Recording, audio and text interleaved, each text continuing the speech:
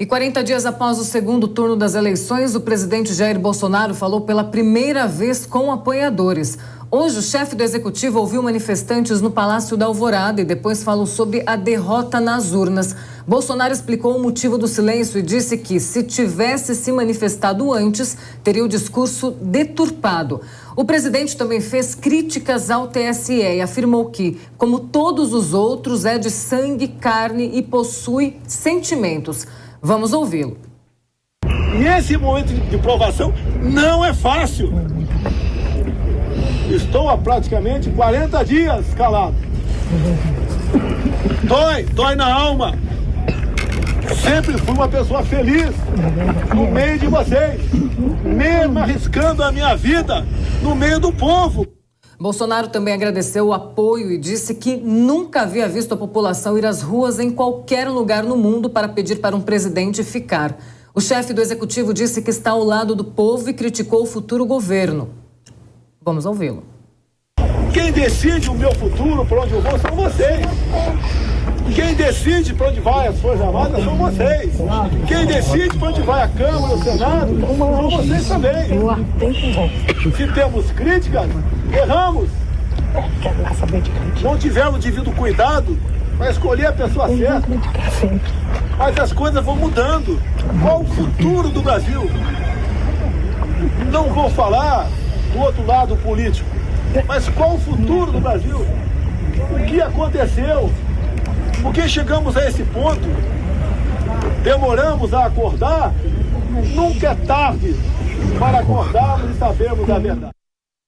Marcelo Soano, quero saber de você. 40 dias que o presidente Jair Bolsonaro não se manifestou. Esse silêncio dele, apesar de ser ali por muitas pessoas, alguma estratégia que ele possa estar utilizando, alguma carta na manga que ele pode ter ali em algum momento para conseguir agir a qualquer momento, isso que a população, muitos apoiadores dele esperam, mas esse silêncio, de certa forma, ele preocupa, né?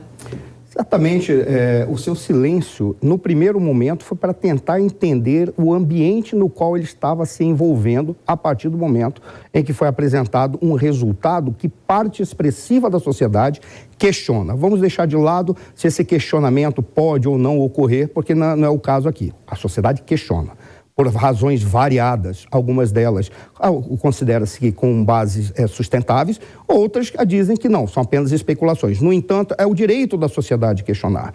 O que o presidente fez é tentar entender esse ambiente. Por qual razão? Porque a grande preocupação que se tem é: eu tenho o apoio de parte expressiva do povo, mas essa parte expressiva corresponde a quê? Uma vez que está sob questionamento o próprio resultado, de acordo com a perspectiva e interpretação dele. Além disso, ele tinha que verificar qual era o posicionamento ou como que as Forças Armadas iriam se comportar, mesmo porque as Forças Armadas são, pela sua própria natureza, legalistas.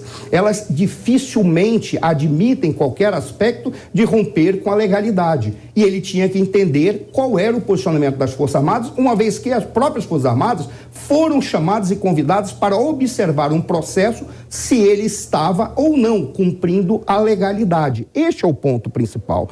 E ele ficou em silêncio. Várias pessoas alertaram que ele poderia estar montando uma estratégia. Eu acredito que sim.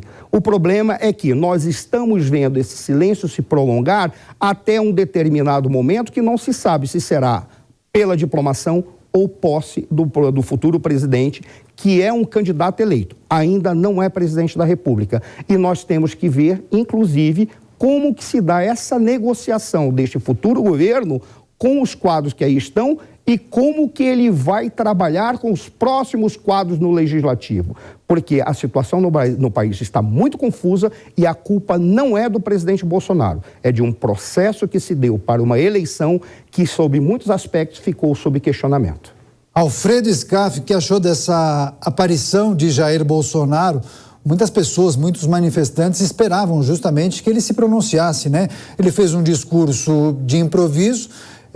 Claro que não deu para compreender exatamente tudo que ele quis dizer, procurou oferecer, compartilhar esperança com essas pessoas, mas alguns esperavam um discurso talvez mais objetivo. Que leitura é possível fazer acerca do conteúdo, do teor desse discurso? Eu entendo o discurso do presidente Bolsonaro da personalidade dele. Ele é uma pessoa muito extrovertida, extremamente sincera e desabafou, obviamente, o seu lado emocional. Isso é muito normal. O presidente é assim, ele é uma pessoa assim, ele nunca deixou de ser essa pessoa.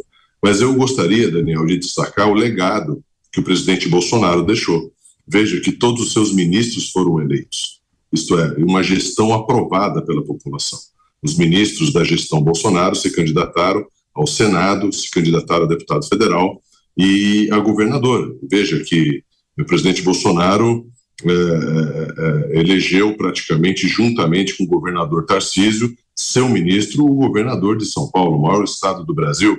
E, obviamente, o ministro Tarcísio, governador Tarcísio eleito, fará uma excelente administração, uma pessoa que entrega resultados, uma pessoa que vem do governo Bolsonaro, que sempre destacou que o presidente Bolsonaro sempre o deu muita liberdade, obviamente, de tocar os projetos, de desengavetar, de entregar resultados com eficiência e gestão. Então eu vejo que é dessa forma que o presidente precisava também enxergar que esse legado positivo de 58 milhões de votos, né, a eleição do governador Tarcísio, o reconhecimento aqui em São Paulo de um ministro que foi altamente eficiente e será um governador eficiente, eu vejo que dessa forma, em alguns estados também da federação, como Rio de Janeiro, que apoiou o presidente Bolsonaro, Romeu Zema reeleito, Ratinho Júnior reeleito, e outros mais 100 deputados federais, praticamente, somente do partido do presidente da República. Então eu enxergo positivamente dessa forma. Agora, é óbvio que o presidente Bolsonaro gostaria de ter vencido as eleições, perdeu por 2 milhões de votos, uma diferença muito pequena. Isso realmente dói na alma, é uma pessoa, um ser humano que gostaria de ter o seu segundo mandato, de ter sido reeleito, não conseguiu por diversos motivos, e obviamente ele é uma pessoa assim, emotiva, emocional, sempre falou com a população, e essa forma de extravasar é dele mesmo, ele não vai mudar, ele é uma pessoa autêntica, e eu vejo que qualquer um de nós, com a nossa autenticidade, também faria a mesma coisa. Pois é, mas rapidamente, Scaff, muitas pessoas entenderam que Jair Bolsonaro quis dar um recado quando ele disse: tudo dará certo no momento oportuno.